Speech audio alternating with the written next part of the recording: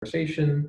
The conversation will be around the future of development in Metro Vancouver, a topic that's obviously very important to all of us. The conversation will be between Julien Fagnan, who is the structural lead and a principal at Intuitive in Vancouver, and the other participant and our esteemed guest will be Julien's longtime friend and colleague, Michael Heeney. Michael is the president and CEO of the Surrey City Development Corporation. From a housekeeping point of view, there's a lot of people on the call today, so we just ask that you keep your cameras off if you could to help preserve that precious bandwidth. And I'm sure that many of you will have questions for Michael as the session unfolds. If you do, please send them to us via email at vancouverevent@intuitive.com. Allison from our office is going to gather those questions up, and she will present them to Michael and Julien after their discussion. Thanks again for attending, and without further ado, I will pass it over to Julien and Michael.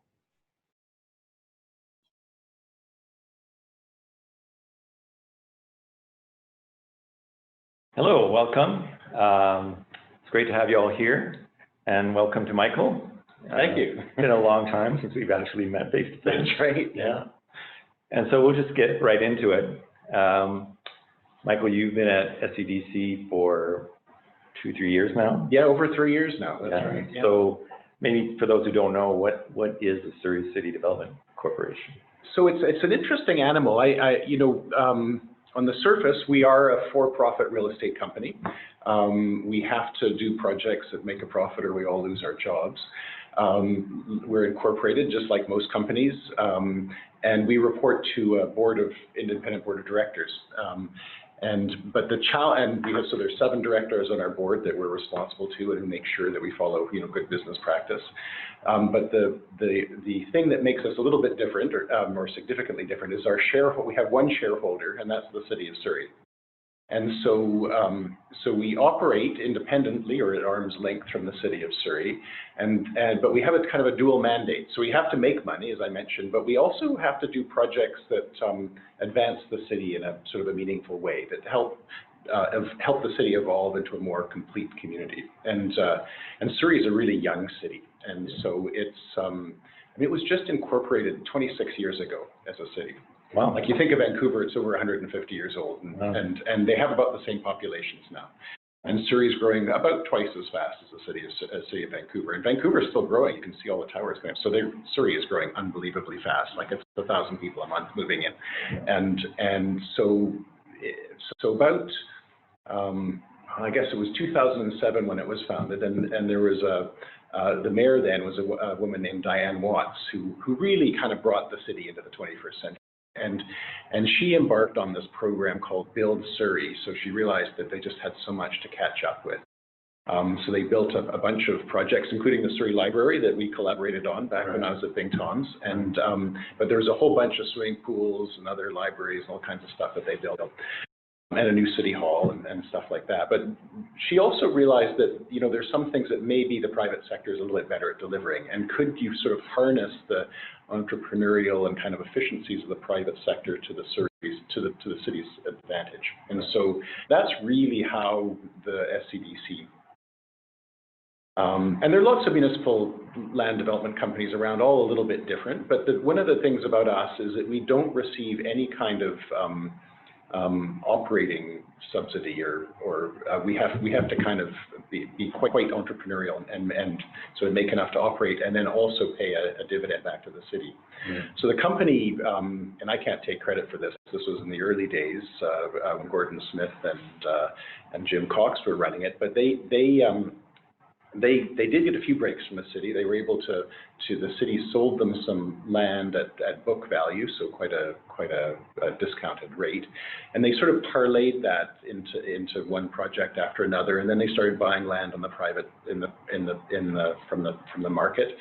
And within 4 years they were in the black, and by 2013 they were paying a positive dividend back to the city. And now when we buy land from the city, we actually pay market for it. So we don't get that break that we got at the very beginning to get the company started. But now we have to. So now we have to pay market when we buy land from the city. We have to pay a dividend to the city every year, and we reinvest our profits, our surpluses into real estate. So we now have portfolio, which is worth about $250 million, and we're still sort of, and I think this year will be up to 36 million in dividend payments back to the city. So it's been quite positive financially for the city. When I joined, when they recruited me kind of 3.5 years ago, in a way the company was at a crossroads, in that they had done a great job financially, but there was, you know, increasingly some criticism that they were sort of competing with the private sector, and that the projects really weren't pushing the needle as far as it might on the kind of city building side. And so that's really where my background was, and all the, you know, that sort of almost 30 years at Bing's office, you know, sort of doing unusual projects that sort of really changed the communities that they were in. So it was an opportunity for me to be able to sort of take that experience and work with the city, a city that I'd got to know over the years, because as I mentioned, I'd done a lot of projects there, and really sort of, so we did a big strategic plan for the company when I first got on board, and we agreed that we were going to sort of focus in really two areas. The city center, the emerging city center, which is really important regionally. And we can talk about that a little bit later. And also we do a lot of industrial work in South Vancouver and Campbell Heights, which sort of pays the freight for us to do maybe a little bit more risky stuff in the city center. So that was going really well. And then in 2018 there was an election and a new mayor and council. And we knew that that the current mayor, Mayor McCallum, had been critical of Mayor Watts when she set this up, and so we spent really most of last year with a lot of time with him and council, really getting them to understand the new direction of the company and to get them to buy in. And we were very, I'd like to think we were successful. At the end of last year, we got mayor and council to virtually unanimously agree to our business plan, which is a 5-year look ahead. And so we thought we were away at the races. We were going to sort of rebrand the company. We were looking at new names and things like that. And then out of the blue, the mayor decided he wanted to dissolve the company. So I'm now at a stage where we've agreed to stay until the end of the year. We're going to sort of basically wrap up the company and transition. The mayor claims he wants to keep doing a lot of this stuff that we're doing, but to transition it into so the 5-year plan is still intact. Yeah, so it's bizarre actually, because we haven't been told to deviate from the approved plan, but they want to find a way to move it into the city. So, and the decision, all the projects that are on the books are still have a future, but they have to figure out how to make that transition. So we're working with the city staff now to try and figure out as smooth a method as possible. And that area that's like right in front of your office that you look down, is prime. Well, that's right, and that's one of the ones which this is, if you know Central City and the SkyTrain station there's a bus loop. Yeah, so there's that's right. So one of you know, so as I mentioned, we were sort of focused on two areas, and the city center, which you're referring to, is certainly one that's very close to my heart, because that's where I had done a lot of work previously. And there's an amazing site which is right across from Central City. It's about 6.5 acres, and half of it belongs to SFU and half of it belongs to the city.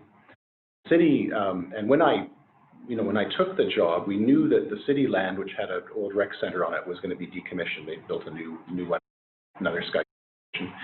And so that was going to be coming free, and that would suddenly loosen up the SFU land, which was the parking lot for the rec center. So we embarked on this master planning exercise to look at how that might be developed. And really, in a way, one of the big challenges with Surrey City Centre is for decades, like since the 70s, it's been identified as the second downtown of the region, but it's never really picked up. We got it in Central City, which was a project that I did. It got the city started in a way. It got some momentum, and then the city sort of found religion, and they invested. They built the city hall and a library. One of my predecessors started a project which I finished called 3 Civic Plaza, which is a mixed-use building, which is we did in partnership with Century Group. But that's right in Europe, which I wasn't involved in the design end, although I closed it out. And it had a hotel as a component, and that's been hugely successful. Pre-COVID, it was hugely successful, and we actually sold our interest in that because it was so well.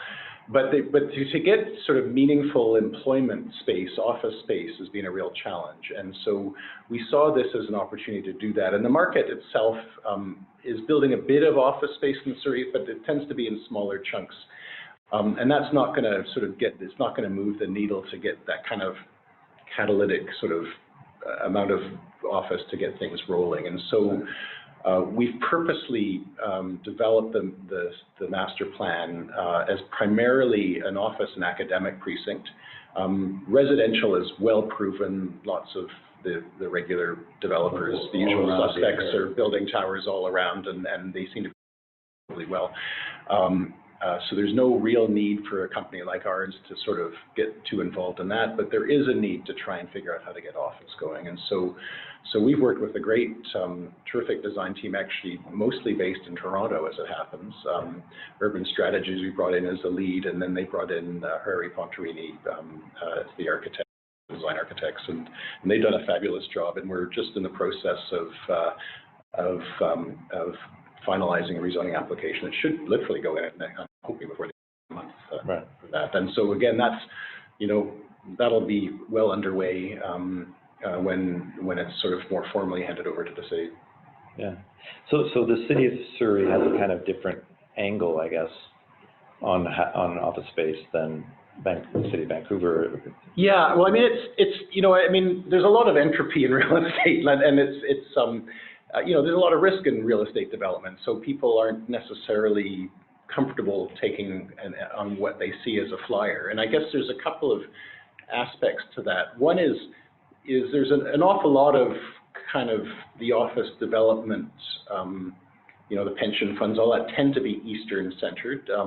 And even people from Vancouver don't really understand the region. I mean, it's, you know, it's, I always tell people, if you were designing a city from scratch, you would never design a city like Vancouver, where the central business district is on a periphery, kind of out on a limb. You'd figure out how to put it in the middle, and that's exactly what's happened. So we've got this kind of weird development pattern where we've got the downtown and the peninsula. We're surrounded by ocean, mountains on the north. The population can only expand in one direction, which is to the southeast. And so, but we still keep building more and more office space on this perimeter. So the downtown peninsula currently has about 27 million square feet of office space. And there's another 4 million that's under construction, and some of it probably is finished since I number from JLL, and yet the population, the people in the region, are living further and further away from it. So in 1970, the center of the population, you know, the center point of the population, so there was an equal number of people all around this point, was in East Vancouver. By 2011, that point is pretty well at New Westminster. Wow. And it's continuing to move to the southeast. As I mentioned, you know, Surrey's growing quite well. Langley's growing even faster again. So that's where families can afford to live. So that's where the population is moving. So we got this kind of bizarre situation where there are actually more people living proximate to Surrey City Centre, and that population is growing faster than it is in downtown Vancouver. And the downtown Vancouver is putting more and more pressure on the housing proximate to downtown, which is driving a lot of our affordability challenges. But how do you shift that to put the offices closer to where people live? And that's a real challenge here, because our economy is made up of, it's not like Seattle where we have Microsofts and Amazons and Boeings and stuff. Like 95% of our economy is small and very small businesses, right? So they're not big tenants where you can sort of make a big move. So our challenge is how can we kind of tip the balance and fill that building? And I believe it's probably going to be office tenants, because those are the big employers in the region, and those are the ones that will benefit the most. I mean, what's interesting when we talk about to people is you know, progressive employers who want to be a competitive employer 10 years from now. They know that one of the big competitive advantages they'll have is that they can be closer to where people live. Right. And so it's government are the ones that are most anxious about knowing if they can. They can't always compete on compensation. Closer where people live. Better chance. Yeah. So this office space you're looking at in Surrey. Yeah. It's trying to draw some Vancouver office space away, or is it different? Well, we're talking about, well, I mean, it's probably, we're trying to stem the tide of new office being built in this. I mean, they're not going to be I'll move on, offices, yes. but we're trying to kind of shift the new growth to where closer to where people live. And it's been interesting because I think, you know, we're all trying to figure out what COVID means still. Yeah. But I think, you know, the 9 to 5 day week work week is, I think, a thing of the past. I do believe that offices have a future, and it's really important. And I think, you know, a lot of companies are going to close down for a year. They've already committed to closing down for a year, and I think they're going to have, you know, some real challenges in maintaining their corporate culture and you know, and allowing their employees to develop. So I think there's going to be a real swing back to office, but it's not going to be the old 9 to 5 stuff. I think we're going to find more and more that you come into the office to collaborate, but when you kind of have to do the heads down work, you're actually going to do that at home. So it means you're going to be coming in for not just a few days a week, you might be coming in for just a few hours a day. And so you don't want to be commuting for 2 hours to come in for 2 hours, right? Right. So I think that's the big advantage, that if you can build office space more proximate to where people live, that's an advantage. But if you can build, you can get another center, so you get all the synergies that come with the downtown of all the services and that make a downtown valuable. We can get that starting to happen in Surrey Center and really serving that area south of the river. I think there's quite a good future. Right. And so there'll probably be a negative impact on Vancouver. No, I don't think so. In fact, I would argue it's positive because I think, you know, as I said, there's way, you know, I would argue there's too much growth of office in city center in downtown Vancouver right now, and that's having a lot of negative impacts on housing prices. It's adding all kinds of stress to our transportation infrastructure. Think now of all of those people at one end of the region commuting all the way to the other end of the region. Yeah. I mean, that's why our roads are we've got some of the worst congestion in North America. And then, you know, they're investing in transit, but you know, I take transit, or at least before COVID, I took transit out to Surrey. I'd always get 2 seats to myself. But I see the people going the other direction and they're like sardines, right? So again, if we can we can leverage more value out of our infrastructure if we can. Right. So it's kind of a rebalancing. Yeah, that's right. And I mean, this is not a new idea. I mean, the planners, you know, from the 70s and 80s who worked for now Metro Vancouver, they developed this very famous plan called the Livable Region Plan, where they knew this was going to happen because it's the geography. We have no choice. It's going to move in that direction.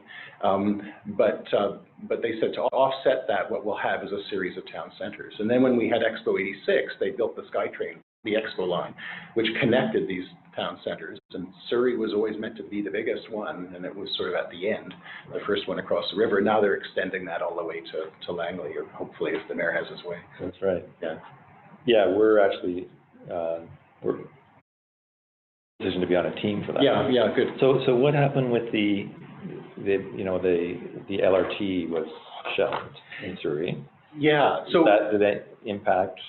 Yeah, well, I mean, it's always a challenge when things like that change, but you know, what I tell people is there's not like one system is better than the other. I mean, right now they're different, and right now there is such a deficit of transit south of the river that anything is good. You know, more buses. If I just put the money into buses, I'd be happy. In fact, you'd probably get more bang for your buck. Yeah. So the SkyTrain is very valuable from a regional perspective in connecting these town centers, just like the original Expo line was supposed to do. So the idea of connecting to Langley is, I think, good for the region. And I think ultimately very good for city center, because it's going to become the business center, and it'll serve the Langley population very well.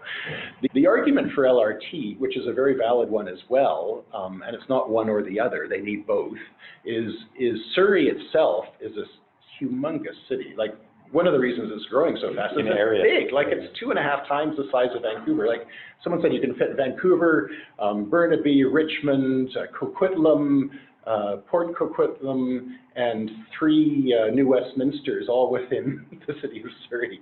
And some of that is agricultural land reserve, but it's not more than a third of it. So it's this mammoth. They've got so much land there, and that's keeping the prices down. It's 35% more affordable to live in Surrey than it is in Vancouver, and so that's just all this growth. Yeah. And so back to the central city area, you've got some office space I think you mentioned maybe targeting federal or provincial. Yeah, so I mean, I think as I mentioned, if you look at the makeup of our economy out here, we don't have big head offices, we don't have big companies. So you look at who the big employers are, and they are basically government. So the federal government through, they have all of their different agencies and ministries, and they need office space. And the federal government, they've been embarking on this plan since the Harper government, so it's not a partisan thing, but they've been trying to consolidate all their offices into 2 hubs, one in Vancouver and one in and so Public Services and Procurement Canada, which is sort of the landlord for the federal government, they're trying to organize that. And so they've been working for a long time now, I think, on trying to do one in Vancouver. I think the plans for a new building involved in it, but for the Sinclair. And they've been talking about that for a long time. And I must admit, early in my career, I worked for Richard when they did the original heritage work on that. And that's it's a great location, but it's a complicated building and site. And then ideally they'd like to be adjacent to so they've got that's something that's been in the works for years. We're trying to say, don't just look at Toronto and Vancouver, you've got to look at Surrey as well, and especially if you want to be a competitive employer. Are there any other pieces of the master plan, at one time there was a performing arts center. Yeah, so trying to build a. Well, it would be nice, but the city right now does not have the current regime is not investing in facilities right now. So we really are looking at senior government to do stuff to serve them. So it's not so it's mostly office related. The one difference is university post-secondary. And that is, SFU Surrey is doing unbelievably well. So the move by SFU out to Surrey has been hugely successful. And the province, not long after they opened, they promised to double the size of the campus. And they've delivered some of it, the engineering building that, again, you and I worked on, that was about 1/3 of what they promised. There's another the equivalent of 2 more engineering buildings at least that have to be built in Surrey. And the demand is huge. I mean, I think there's more demand for the Surrey campus than any other post-secondary facility in the province. It's really interesting, like the waiting list to get into SFU Surrey is longer than their waiting list for any of their other campuses, for Burnaby and downtown, even though it's the youngest campus, probably has the least facilities. But that's where everyone wants to go because everyone lives nearby. Yeah. So it's interesting. So they actually, you have to have higher marks to get into Surrey than you do to, so these kids that are going there are all like really smart. They don't want to say that, SFU won't say that because they don't want to say their Surrey's kids are smarter than their Burnaby. True, they are. And what's been really interesting is I think when the SFU first got into Surrey, they thought, oh, this will be like some introductory courses, this will be feeder campus to the mountain, right? Right. But they, as you may know the story, they took over a new university called Tech BC. Yes. And they kept some of the tech programs. And what's been interesting is a program, in particular mechatronics, is really, really well thought of, and it's one of the best programs in the world for that. And my thesis, which is that they've got these really smart kids, and that they're feeding it with this raw talent. But what was interesting when they built the engineering building, or the one we worked on, you may recall that 3/5 of those labs are research labs. They weren't teaching labs. Who would have said that? They would have thought this is a teaching campus and all the research is going to happen, but that's not. So that's exciting. And then if you look at, again, to get back to Surrey, I mean, it's not just that it's growing fast. It's not just people growing. I mean, their new business is growing 25% faster in Surrey than the rest of the region. What's really fascinating is the profile of people in Surrey has changed. Because as people move out there, the number of people with university degrees is up by 200% from 20 years ago. So it's really a very different place. That's one of the reasons I love working there, because it's just changing so fast. Right. Things are happening. And it's I guess, slowly overcoming a bad image. Well, that's the thing, is the reputation doesn't reflect the reality. And it's changing so fast that, you know, some of the stuff that is, you know, that has given them a bad name in the past is getting diluted and disappearing. But it's a young population. Like, I remember talking to someone, you know, about the crime in Surrey, and then they said, well, you know, so almost 30% of the population is under 19 compared to Vancouver, where it's 16%. Well, young people do dumb things, and that's just the reality of the demographics, you know. So. Yeah, those projects we've been talking about, the library and the engineering building. Yeah.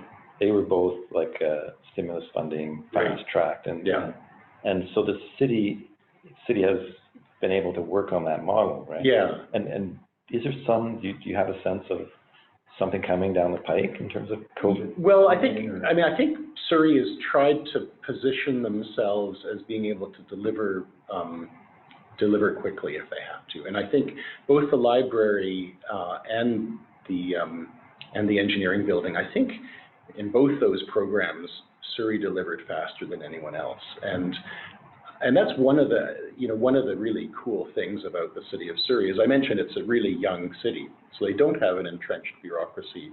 They run that city on a shoestring. Like, the tax revenue per person in Surrey is less than half what it is in the city of Vancouver. And yet, I mean, sure, they could use more money and they could use some more facilities and stuff, but they still do it pretty. And they do it because they're incredibly innovative, and there's this culture of innovation in the city that, you know, for all the political challenges in Surrey, the bureaucracy, the public servants who work for that city are absolutely brilliant all the time in the world. And they are the ones that, when they see something like the library or the SFU project, and they know that's good for the city, they figure out how to make it work. Like the engineering building, you may remember, I mean, I think we were hired in June, and by September we were excavating. Yeah. And not only was it amazing to get the permitting and everything, we didn't even own the land. Like, part of the site was we were amalgamating a bunch of different sites, including a former road, and there's all this process you have to go to if you want to divest a road. And so the city said, oh, well, we'll just give you a license to build on it while we get things going, and then eventually all the paperwork came together. But they're just so creative in terms of figuring out how to make it work. So that's, you know, in some ways, I think, you know, all the money that, I mean, I know City of Vancouver claims they have no money like most cities, but have enough that they can sort of sweat the small stuff. Surrey has no money to sweat the small stuff. They just got to, that's one of the reasons I think it works so well. Yeah. Well, and I guess you don't know if there's any, so Surrey's positioned to get some stimulus funding. They could probably take advantage, but you No, I don't know anything. I mean, there's an election that's going on now. I mean, Surrey is, because it's growing, it's hugely important politically to all levels of government. So they certainly have the ear of everybody. You know, what I'm trying to position it for is that this is not, I mean, I think performing arts centers and all that kind of stuff are really important, but this is not something like that. What we're saying is, you've got to build new offices anyway, so build them here. Right. You know, so I mean, my attitude when you're spending public money, you got to kind of get, I figure, 2 or 3 times value out of every dollar. So yes, you're building an office and that costs $1, but if you're doing things which are actually getting better traction or better utilization out of your infrastructure, that's another $1. You know, and if you're doing other things which are advancing the region, that's a third $1. So you got to kind of you got to be able to tell stories for people that aren't even interested in what the building is. I mean, it's like the Vancouver Art Gallery, which is a project I'm a little bit skeptical of, but it's got to be much more than an art gallery. It's got to advance the city. Even if you don't like art, you're going to want to say that building is so important in this city because it's doing all these other things, right? Yeah, somebody pointed out to me, actually it was James Brown, that the city of Vancouver has really done nothing in terms of civic facilities for a very long time. Yeah, and yet they're, you know, they got, compared to certainly other cities in the region, they're rolling in dough, right? So it's very interesting. But you know, I mean, an example of one that worked really well is when we collaborated on the Arena Stage project in Washington, D.C. Yeah. I mean, you know, in the States, there's not a tradition of government paying for these things. It's usually the private sector, and it's really hard to get them started. But we were able to, I think it was just the Canadian mindset, but we were able to go down there, and we were able to say to the city, and they had an amazing mayor at the time, a guy named Tony Williams, who was cleaning up the Marion Barry mess. He was starting to reinvest, and we said, you know, this theater is going to change this quadrant of the city in a big way, and you'll rediscover the whole waterfront. And he got it, and he gave the first few $1 million of seed money for the project, which paid for us, and we got the vision, and then we were able to bring on the donors. But even if you don't go to the theater, you go to Southwest Washington, that building has changed that neighborhood. It's totally different. And so the city got so much value out of that investment. Interesting. So in terms of COVID and how we work, you know, we've had discussions here, you know, what's the future, what, you know, and how are we going to organize ourselves? And does any of that factor in, like this office space, and are we changing how we design offices, or? Well, I think we're figuring it out, and I think it's just accelerating trends that were happening anyway. I mean, we've made this transition to working remotely unbelievably seamlessly, to my mind, because the technology's just been there, but we just haven't done it. And it's been interesting. I think I was very surprised at how easy it worked for my little company. We hadn't prepared for it or anything. We just all went away one day, and it's worked really, really well. And so I think as I mentioned, I think before, I think that we're going to be using the office in a different way. And so if you're coming into the office really to see your colleagues and to work with your colleagues, then that's going to suggest different office layouts. How that will affect the architecture, I'm not sure. I mean, you know, there's still, you know, there are some great examples of office. It's even done for the last 80 years or 60 years of ways of doing offices to make them more collaborative. But I think that from a corporate perspective, the tower is a form that is pretty comfortable, because when a company wants to expand, they can take a floor. If they want to contract, they can sublease that floor. So it's very practical from that point of view. Atrium buildings are really kind of interesting for purpose-built companies, but it doesn't give them that flexibility or the resilience to expand. So I think, I do think towers are probably with us for a while, but there's going to be all the new engineering, all of the, you know, the ventilation and HVAC systems, all of that, how the elevator is going to work, smart technology, how many cabs do you have in a shaft, all of those kinds of things are going to evolve and change. But none of that stuff is super new. It's all stuff that people are aware to be doing it. And in a way, I think from a self-serving Surrey point of view, at least till the end of the year, I think that it's going to be a lot easier to build new buildings to accommodate all of that stuff than to retrofit. If you're building a new building, where do you want to put it? Maybe close. Yeah, it's interesting you said about collaboration. Yeah. You know, we're doing all this by Zoom, and everybody's getting more familiar with it. As long as you've got an IT guy to help you out when it goes wrong.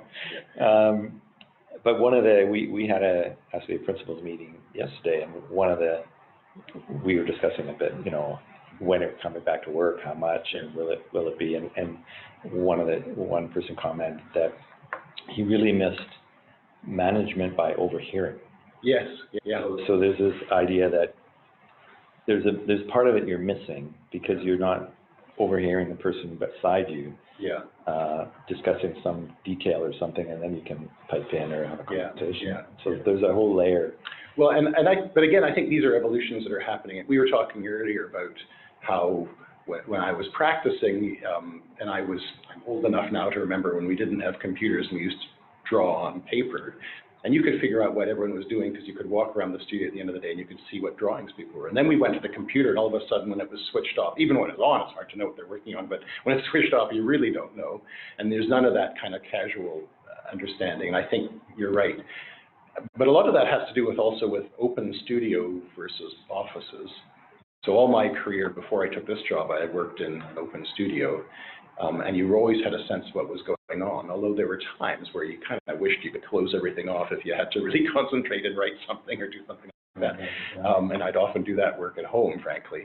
And I think when I moved to this job, everyone's got their office, and I found it very difficult because I didn't, especially when you're starting and trying to get to know your new colleagues, you have no idea what they're kind of up to informally, which you just by osmosis you would get in a studio setting. So I'm very biased, I believe, in the studio settings, and I think I can see that starting to happen more. And then when people have to do that heads down work, they're going to go home to do it. They're not going to need an office. Right.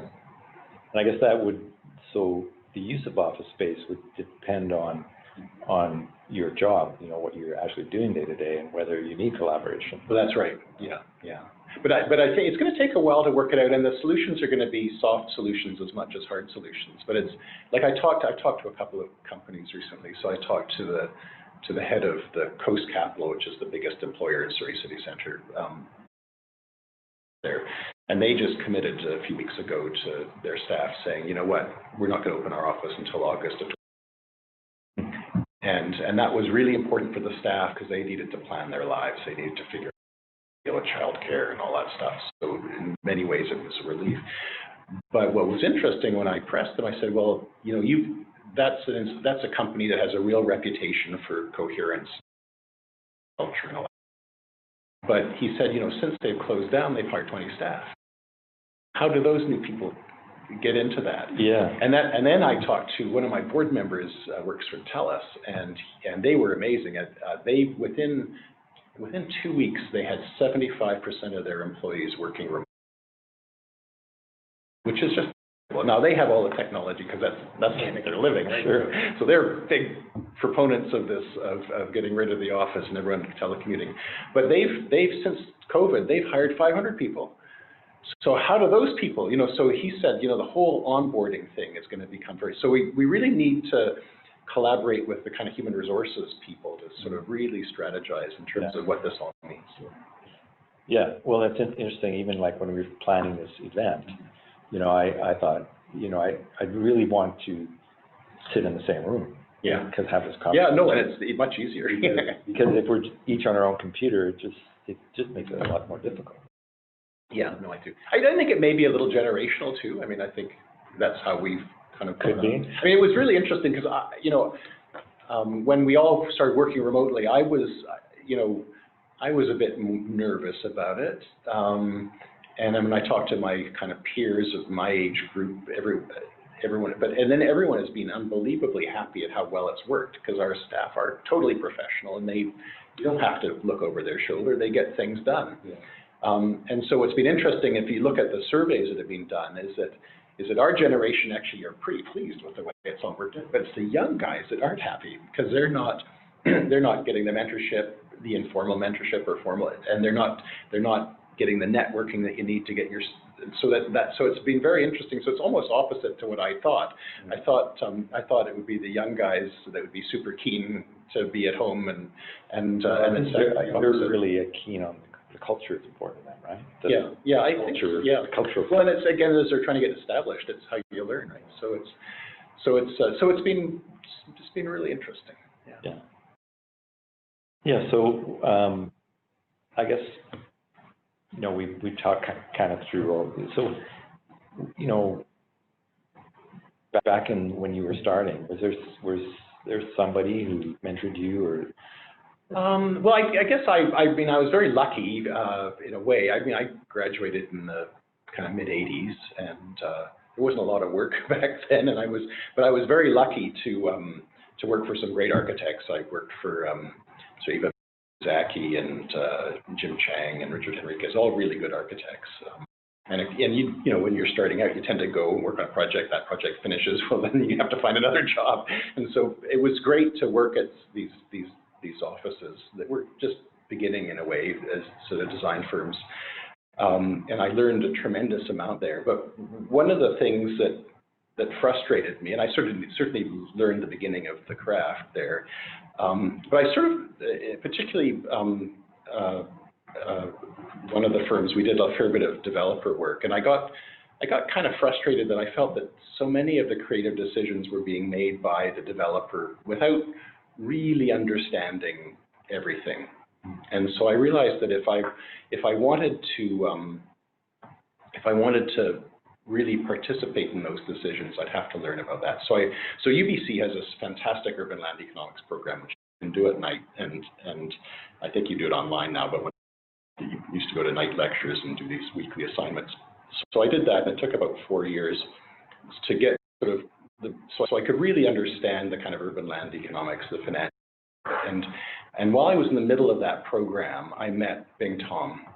And it was a really interesting time. He was really just beginning. This was the late 80s. He really, I mean, he left Arthur's office in the kind of mid 80s in time to, he got a few commissions for Expo 86. And out of that, he started doing his own development. He was the architect developer. So like 80% of the work in the office was on our own. So it was just perfect. So I met him and I started to work with Bing, and it was a really wonderful adventure. So we did, the first, we did 2 pretty big office, mixed-use buildings downtown, and then in 1990, I think, we got the commission to do the Canada Pavilion for Expo 92, and that certainly put us on the world stage. And so we sort of wound down the development side, and in fact invested about 400 acres in Kelowna with all the stake that we had developed. And the Kelowna market was very stable and is slow, but it's sort of, people from Alberta moving there is always growing. And that it was like clipping coupons, but it gave Bing the confidence of knowing that he had some financial resources, and so he could take a bit more risk on the architecture side. So we got the Expo 92. We did Seville, which got it got really great reviews and put us on the map. Then we got the Chan Center out at UBC, and so we started breaking into cultural projects. Then we did the Central City project in Surrey, which was a big introduction to Surrey and my kind of awakening to this region. And then, we got Arena Stage in Washington and stuff, and thing just tripped into this amazing ride that involved in, but it was pretty amazing. Yeah.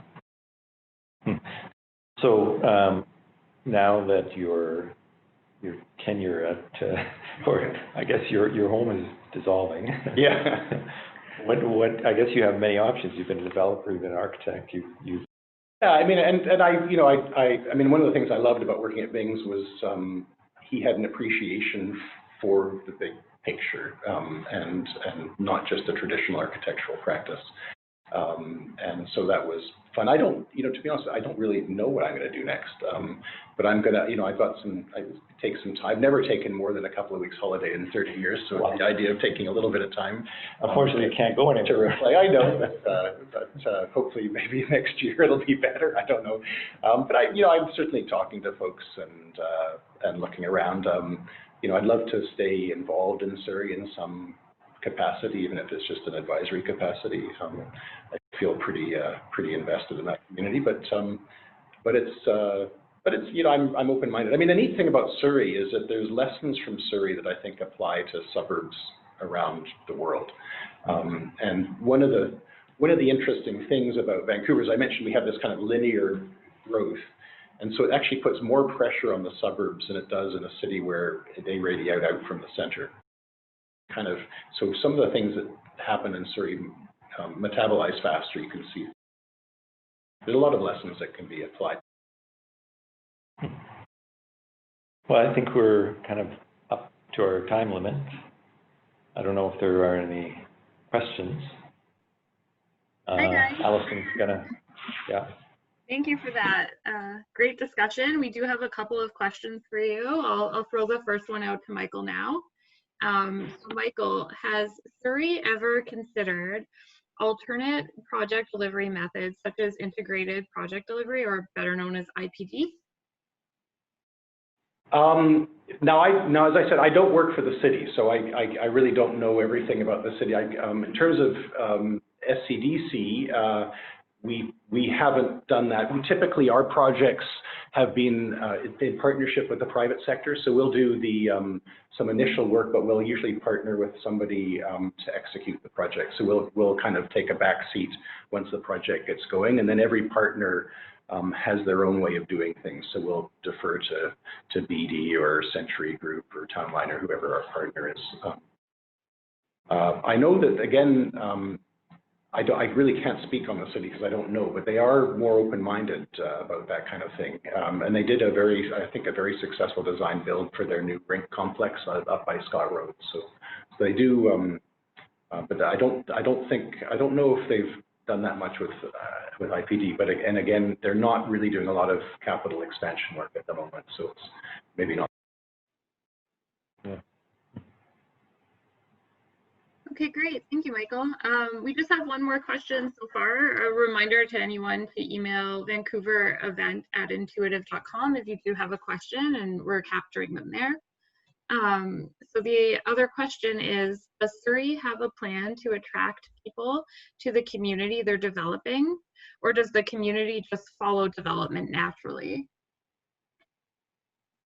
Well, that's a very good question. I mean, as I mentioned, Surrey is growing, and it's growing because that's where the affordable housing is. And so it's growing primarily on the residential side, but that residential growth has just, again, naturally, it's growing companies, but they tend to be small companies. So, but as I said, the number of new companies in Surrey is growing 25% faster than the rest of the region. There's probably more manufacturing jobs in Surrey than any other municipality. I think there's at least a quarter of the manufacturing jobs are in Surrey, which is one of the reasons the income levels are actually pretty healthy in Surrey. The median household income in Surrey is 10% higher than the city of Vancouver, which again, people's heads explode. But I wouldn't have guessed that. They're good jobs that they have in Surrey. They're reasonably well paying. And a lot of that is because they have this sort of these manufacturing jobs. But you know, the city's got a very good economic development department, again done on a shoestring compared to Vancouver, and they're quite strategic. And there's some real advantages Surrey has because they're right on the U.S. border. Like it's you know, if you think of yourself as being a high-tech company based in Washington State and, you know, Redmond or something like that, it's 45 minutes faster to drive to Surrey City Centre than downtown Vancouver. Like downtown Vancouver's got the Nerdbird or whatever that flies in, but you could actually drive to Surrey, and your employees who want to live in Yaletown can take the SkyTrain to get there. So there is some real logic to that. But you know, it's a lot of this is not something that, you know, that's one of the challenges we have as a region is none of our cities are really big enough to have a really effective kind of a program to attract businesses, and we need to do more as a region. I think Metro's starting to do that, but that's one of the big challenges that we have as a region is that if Metro Vancouver if you voted for a mayor of Metro Vancouver, that mayor would have more than 50% of the population of the province, and certainly more than half of the GDP. So if we could somehow find a way of functioning and working as a region more, we could address a lot of the challenges that are faced. One of the things we didn't touch on was, you know, there's a whole move to sustainability, and the city of Vancouver is quite far ahead. You know, the 2030 plan and zoning is getting more and more difficult to do the, you know, energy, everything up front. So what's the city of Surrey? Are they? Well, you know, I would say that they're pretty progressive that way as well. In fact, I think City of Surrey had a sustainability charter before the City of Vancouver did. They have a very different attitude, though. I mean, they are the former mayor used to say, you know, when people would come to her with a project, she said, our first answer is always yes. Like they want to figure out how to make it work, but they're not prepared to sacrifice sustainable principles. You may not find them on the kind of bleeding edge of new ideas, but again, because they're so open to innovation, you know, some interesting things happen out there. But it's way faster in terms of getting approvals and things. Now, part of that is being a newer community is you don't have the entrenched neighborhoods that Vancouver has. So that's probably an advantage in being a younger community. But as I said, they don't tend to sweat the small stuff to the same degree that Vancouver does. Right. So you don't see them increasing,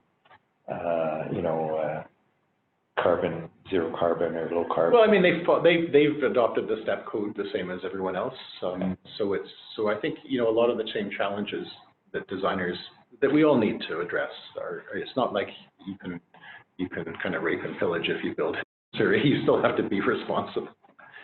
Yeah, I certainly wasn't implying that, but just because we're in Vancouver and we've got some projects that seem to take so much time. Yeah.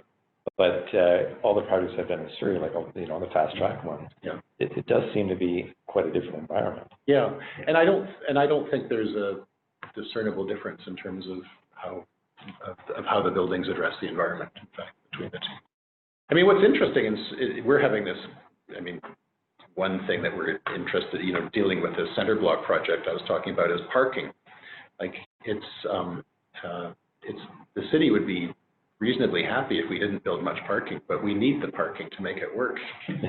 So those are some of the things. The market, they're sort of letting the market determine some stuff as well. But you still the environmental standards I'd say are not wildly divergent from what and the city again, they're putting in new infra. They've got a central energy plant that's quite good. They've got a biogas plant that's generating all the fuel out of their garbage for the garbage trucks.